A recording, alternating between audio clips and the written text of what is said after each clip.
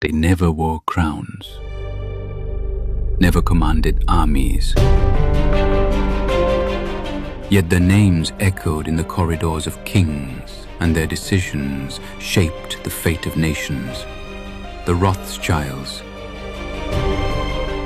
bankers, visionaries, conspirators, some say.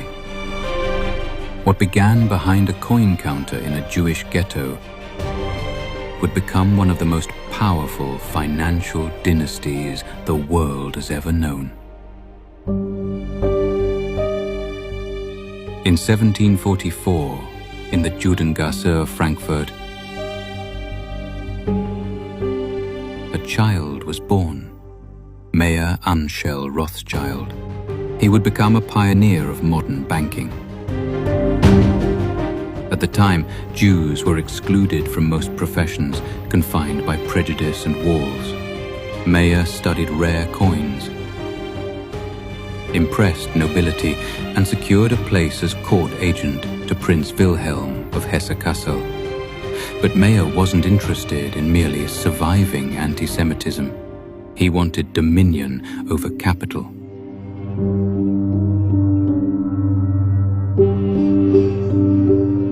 Mayer trained his 5 sons, not as heirs, but as outposts.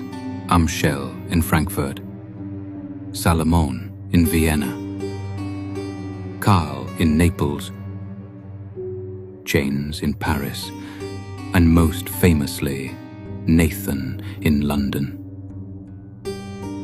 He told them, stick together, keep the fortune in the family, let no outsider in. And they obeyed, marrying cousins, sharing secrets, building a banking network faster than any government or army could match.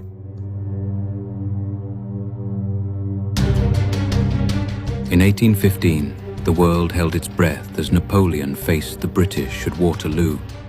But in London, Nathan Rothschild was already a day ahead. He had built a private courier network, faster than government messengers. When his rider delivered news of Napoleon's defeat, he kept silent. Nathan sold his bonds publicly, tricking the market into thinking Britain had lost. Prices crashed. He bought them all back for pennies. By the time the official news arrived, he was twice as rich and unrivaled in power.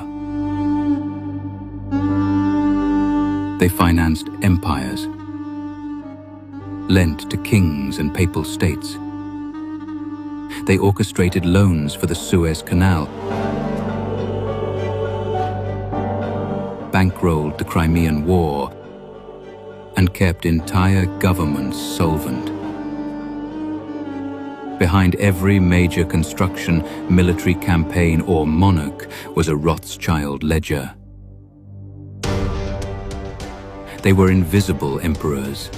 They never ruled, yet they were never overruled. The Rothschilds never boasted. They kept no central palace. No single head of the family ruled. Their greatest strength?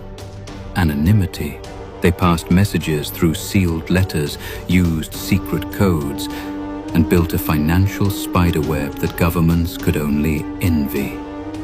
Control the flow of money, Nathan once said, and you control everything. In 1917, the British government needed influence. They sent a letter to Lord Walter Rothschild, not a government official, but a trusted financier. His Majesty's government views with favor the establishment of a national home for the Jewish people in Palestine. The Balfour Declaration was no ordinary document. It signaled British support for a future Israel, and the Rothschild name was now forever linked to the geopolitics of the Middle East.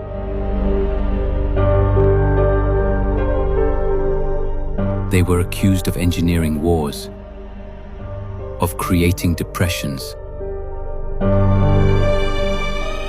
of pulling strings behind presidents and revolutions. Some called them saviors of civilization, others the puppet masters of capitalism.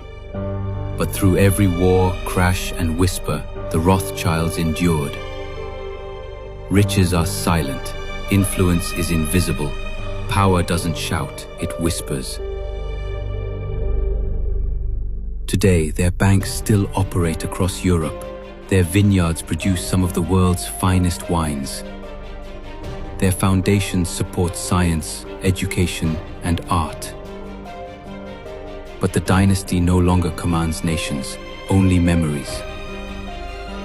Still, their model of silent succession, global reach, and generational wealth remains unmatched. They proved something few families ever could. You don't need a throne to rule the world, only a ledger and patience. Permit me to issue and control the money of a nation, and I care not who makes its laws.